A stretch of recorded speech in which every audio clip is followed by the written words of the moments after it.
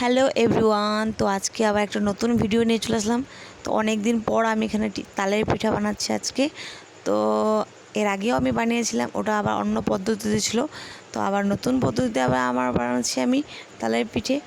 তো তোমরা step by step ভালোভাবে দেখতে থাকো ভিডিওটা, কীভাবে আমি বানাই এটাকে। তো দেখতে থাকো তাহলে ভিডিওটা।